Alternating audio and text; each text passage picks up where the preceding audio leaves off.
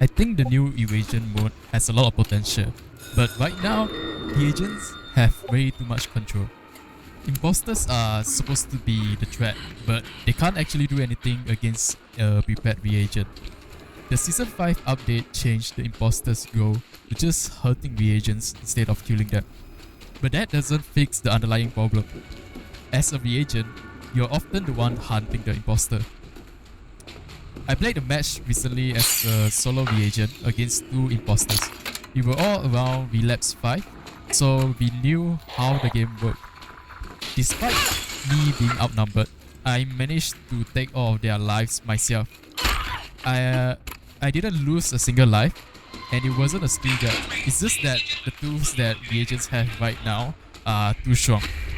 If I have a break and a stun rig, an imposter basically has no chance. If you hit an imposter with a break, then a stun rig, they take 2 bars of damage. If you wait a few more seconds and then throw another break and another stun, their 4 bar health pool is gone instantly. There is zero counterplay for them. Their only option is to either run away to an insertion gate and wait out a 1 minute respawn timer just to avoid dying. If they don't leave and they chase the reagent, they die and they have to wait 90 seconds to come back. You try to sneak up on the reagent, you get 1 hit in, and then you're forced to stop playing for a minute. That isn't fun. In that same match, I just broke almost every camera on the map because I simply knew where they spawned. And once the cameras are gone, the inactive imposter is just stuck spectating. They can't think or help their teammate at all. I even finished off the last imposter with a gas mine. Those are supposed to be hazards for reagents, but because they deal actual health damage to imposters instead of just psychosis, I can use them as a weapon against the imposters. Even door traps works against imposter for some reason. And the next thing, the combat mechanics for imposters. They are quite punishing for a strange reason.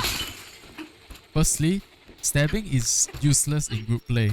If you're playing against multiple reagents, you never stab. Because why?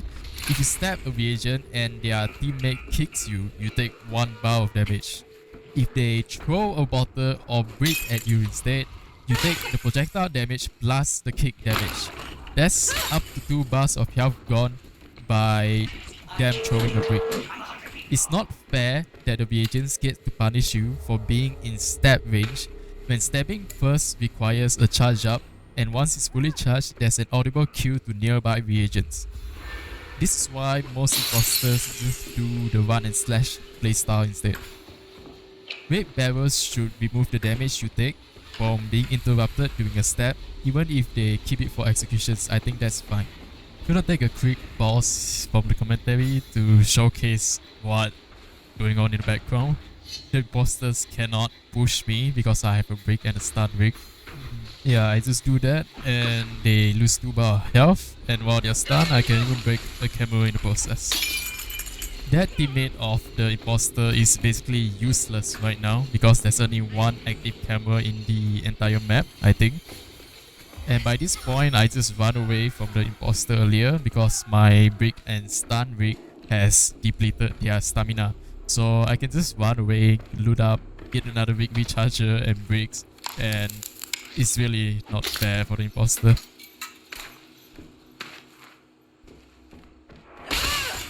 I hear them open the door later, so I know that they gave chase instead of running away.